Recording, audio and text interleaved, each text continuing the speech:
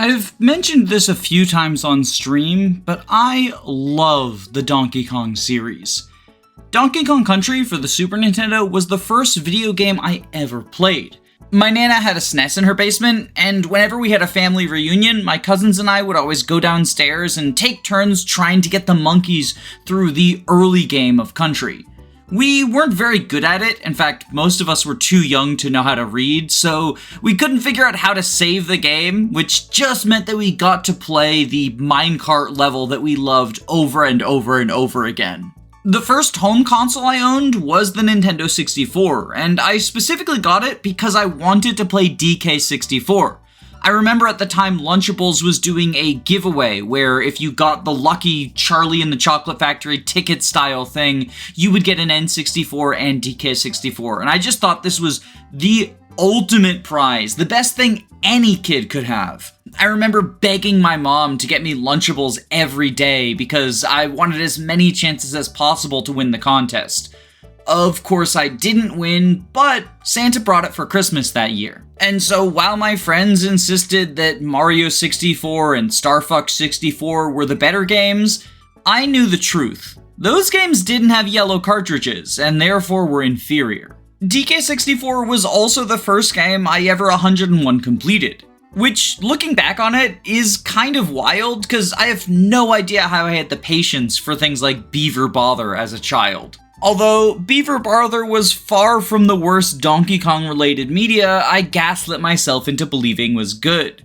Because after DK64, there was a long period of just terrible Donkey Kong games. Sure, we got GBA remakes of the original trilogy, but aside from that, we had a bunch of bizarre spin-offs, like Jungle Climber, a rhythm game, and the one that I personally glommed onto, Barrel Blaster, the shitty motion control racer where you accelerate by drumming with the Wii Remote and nunchuck repeatedly. Even while I was playing it, in the back of my mind, I knew the game was shit, but I managed to convince myself that I was having fun because there's no other new Donkey Kong, so I have to settle for this, right? Of course, 2010 marked the end of the dark times. Donkey Kong Country Returns was a phenomenal platformer, and I wasn't the only one who thought so this time, so you know it had to actually be good. Sure, the motion controls were annoying, but Tropical Freeze perfected the formula and removed the stupid blowing on dandelions. So it seemed like we were in for another golden age of Donkey Kong. But we weren't. For whatever reason, there was no follow-up to Tropical Freeze, and worse still, there weren't even any other games with Donkey Kong as the main character. The reason I give all this context is so you can understand how when the first Donkey Kong game in 11 years was announced, I was absolutely overjoyed. I generally try to avoid hype cycles because I think they can end up giving unrealistic expectations and lead to disappointment more often than not, but with DK Bonanza, I just couldn't help myself. Not only was it a new Donkey Kong, but it was our first foray back into the 3D since the N64, and it was given enough attention to be one of the earlier Switch 2 titles. Not exactly a launch title, but definitely a tentpole of the first year. So, when I finally got my hands on the monkey game, did it live up to these near impossible expectations? Kind of? The main story of Bonanza involves trying to get to the planet's core so that Pauline and DK's wishes can be granted. You dive deeper and deeper into the planet, with each layer being a themed world. The top layer is a fishing hole for monkeys, then you get to a generic hilltop, then a canyon that is run by giraffes, an ice world full of zebras, a jungle full of ostriches, etc., etc. Along the way, DK gains new Bonanza powers, which are transformations that supplement his moveset. The Kong Bonanza lets him smash much harder, the Zebra Bonanza lets him run really fast in order to get across crumbling floors, and the Ostrich Bonanza lets him glide and fire off egg bombs. You get some others as well as you dive deeper, but I'm going to stick to the ones that were shown off in the trailer in case anyone wants to go in blind. Doing some basic platforming and punching the bosses working for Void Company is fun enough on its own, but as is the case with almost every 3D collectathon, the real meat of the content is in the side stuff. And I would even argue that DK Bonanza's core gameplay loop is divorced from making forward progress in the story.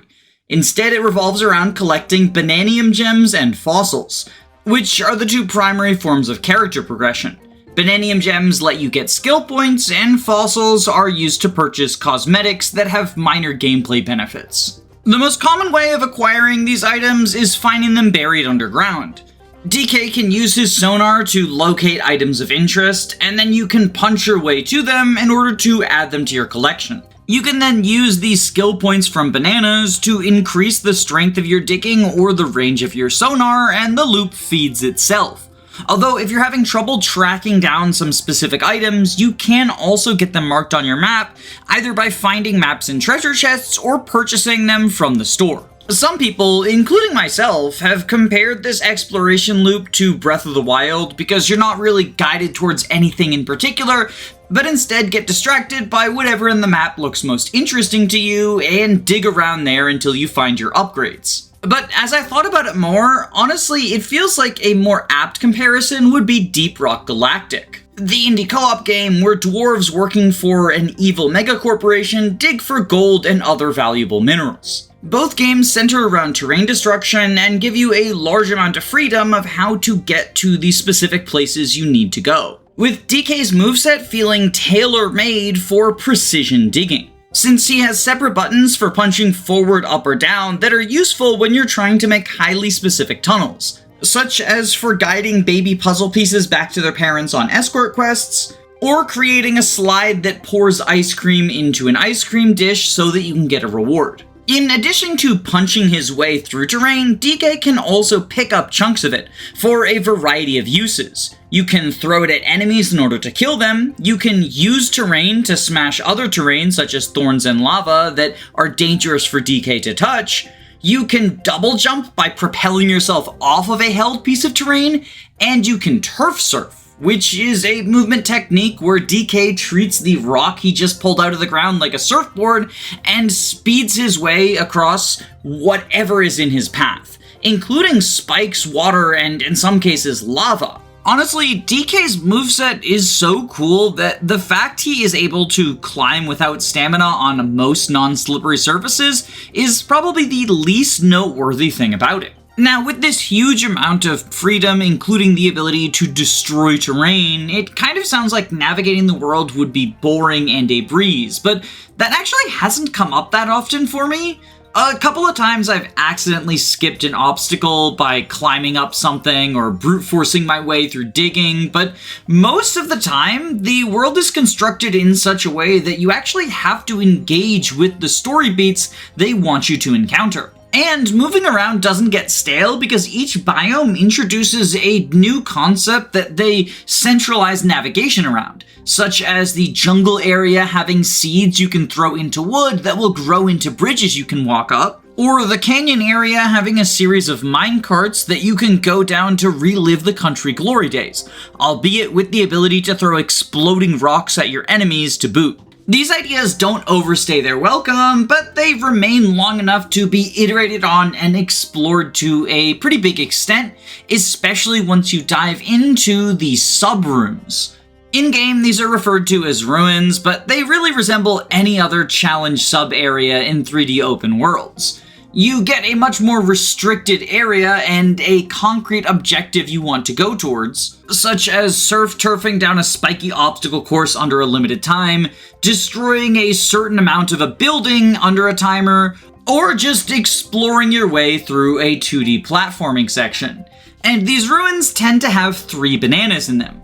One for getting halfway, one for completing the challenge, and one hidden somewhere else in the room, usually requiring some keen observation or clever thinking. In addition to these 3 banana ruins, there are also battle arenas where you need to kill a certain number of enemies in a time limit in order to unlock 1 banana. Although, I'll be honest, the combat is probably the weakest portion of Donkey Kong Bonanza. The enemies just aren't all that interesting to fight, and while there's some cool stuff they do with battle arenas, such as needing to go through an ice skating rink in order to catch all the enemies, or being stranded on a platform and needing to throw things back at flying foes, For the most part, I feel like the combat arenas are kind of stinky because they're dragged down by the combat system being kind of stinky. And to an extent, this same criticism applies to the majority of the bosses. There are a few that take the classic 3D Mario boss approach of Rule of 3, where instead of engaging in fisticuffs with Donkey Kong, you need to perform a specific action, such as chasing someone up an ice ramp 3 times. But a lot of them just involve punching down a big health bar, and I don't know, I just don't find the punching very fun in Donkey Kong Bonanza. I'd rather beat up dirt than minions. While I'm on the topic of the negatives, climbing is also pretty bad. The camera can get a little bit wonky while you are doing the vertical hanging or side climbing sections, and going around corners is a recipe for disaster, oftentimes just resulting in you falling off with nothing you can really do to control it. It's a shame because, as you would expect from a game about monkeys, there are a lot of climbing sections, and I found myself dreading them more than anything else in the game. And let me throw a couple of other nitpicks out there, because character progression is also kind of annoying in this game. The skill tree from Bananas is cool in feeding into the loop of use the skills to find the bananas, to use more skills to find more bananas, but it still doesn't feel necessary. A lot of the upgrades just feel like stuff that should have been a part of DK's kit to begin with. Heck, the double jump that is actually required for a story portion is an upgrade that you need to purchase, and it's not one that the game ever tutorializes you into doing. The upgrades that are tied to cosmetics are even more annoying to me, because so many of the cosmetics are pretty cool looking. Like, DK gets a bunch of different neckwear, including a hypnotism bow tie or a neckerchief that comes in multiple colors, and Baby Pauline's costumes are absolutely adorable. I love playing dress up with her. But the fact that these items are tied to statistical bonuses means that you have to make the decision between giving yourself a suboptimal stat boost or using the cosmetic that you like the best. I think an ideal situation would either be not tying any bonuses to the cosmetics, or taking the route that games like Spider-Man and Miitopia do, where you have the ability to assign whatever cosmetics and bonuses you want separate from each other, even if purchasing them are tied together. But I've saved perhaps my pettiest complaint for last, because something that really annoys me is that the Donkey Kong games are known for great music, and a central focus of this game's plot is Pauline's singing. But this game's soundtrack is pretty unremarkable. I wouldn't go so far as to say that the music is horrible, it just is unremarkable. Even as I'm recording this, I struggle to think of any tunes that stuck out to me beyond the mandatory nostalgia inclusions, and those weren't even remixes. They were just straight up ports of music from the SNES era. Maybe it's a case of my expectations being too high, since this game's composer is not the legendary David Wise, but Donkey Kong has a reputation for good music, so it feels weird that this is an area where nothing really stands out. It's bizarrely ironic that this is the game with the sound room, whereas if you want to listen to Mario Kart World's OST, you gotta look it up on YouTube. Although, to be honest, the way that you collect the music in this sound room is also very stupid, because enemies just have a random chance of dropping records, and that's how you get these songs. It's not quite as bad as Kamek, but Nintendo including RNG to unlock basic features in 2 games in a row is certainly a decision. Despite these nitpicks though, I really do enjoy Bonanza. The gameplay loop is both addictive and constantly evolving, and while the story is incredibly simplistic since it's aimed for children, it's also very cute, with Pauline gaining more confidence in her singing ability over time, in part because Donkey Kong is just a good dad. Some of this happens in story cutscenes, but a lot of it is just the snippets you get whenever you take a rest and Pauline talks to Donkey Kong as they're going to sleep. It's a very charming alternative form of storytelling. I do still hope that the next Donkey Kong game goes back to the country formula, in part because I crave the old school difficult 2D platformers, And given all the references contained within the fossils, I do think there's a possibility of this. But as it stands, I'm very pleased with Bonanza as a Donkey Kong fan. That being said, I don't think this game is the system seller that Nintendo pretty clearly hopes it is. As it stands, the only two significant first-party exclusives on the Switch 2 are Donkey Kong Bonanza and Mario Kart World, and it seems it's going to be that way for quite a while. The new Kirby Air Riders and Zelda Warriors games don't even have release dates yet, and the new Metroid and Pokemon games are going to be on Switch 1, so they're not really incentives to buy the sequel console. Nowadays, it's fairly normal for a launch library to just contain a few heavy hitters as opposed to a very deep catalog, but the trade-off is those heavy hitters need to be good enough to justify the expensive purchase of a brand new console.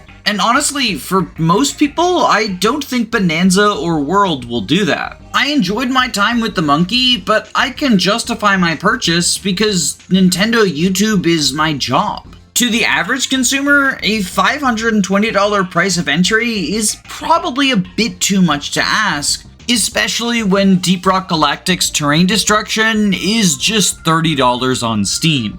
And you can do that with a friend. I mean, technically Bonanza has co-op, but to my understanding, it's the Odyssey style thing where the second player is kind of just little brother mode. So I don't really count that as a point in its favor. And speaking of doing Nintendo YouTube as a job, I wouldn't be able to do that if it weren't for my lovely patrons. So, thank you, Electric Giga, Erica Ford, YLO1, George Grenville the 7th PM, Jamie Collins, Arvis, Crispy Matthews, Floahay, I Like Frittata, Henry Fint, Amy Hazel, Neas Costa, Faulty Videos, Lyra, Kyle Madison, Derek Williams, Just Riley, Anna Cabana, Some Trades, The Daily Fugle, Faye, Magic Bite, Shinthia, Sardonic Muse, Dysike, Chris, Root Beer Pants, Queen Eliza, Aaron Plumplum, Control Tagus, Roman Kormancic, Nick Knack Hammersmack, Mike, Lepton, Cabbage, SUP, Caius Cole, Histiclup, Bree, Punchfighter Champion, Eggman, Maxine the Vampire Queen, Dragonback Lancer, Carrier Has Left, Jill, Angel Nap Caceres, Key the Iron Idol, Calamity Callie, Anom Wanderer, A Clever Username of Lies, Jackson McMahon, Saren Gurlixy, Tailored Muffin, Clan, Andu, Len, Gameboo, Carosa, Fyrant, Your Doctor, Frozen Helm, Girl Boss, Lizard Bongwater, Christopher Bueno, Marin McLean, Jaden, Reflect, Formless Thing, Dylan Solis, Guiji555, Smaz Ruby, Zycrom, Robin D, Alen B, Hound Dogs, Thaythom, and especially my Jagans, Thick Molder, Adele, Alexander Roper, Siggy, and Cereal Bowl. If you'd like to join the names on screen and get early access to videos, as well as polls that influence the channel, and a couple of benefits too spicy to talk about on YouTube, there is a link to my Patreon below. But please only donate if you can comfortably afford to do so. I don't want anyone to lose their Bananium gems. Free ways to support the channel include liking, subscribing, etc. You know how YouTube works by now, don't you? But regardless of what you choose to do, I hope you have a wonderful day. Stay safe, gamers.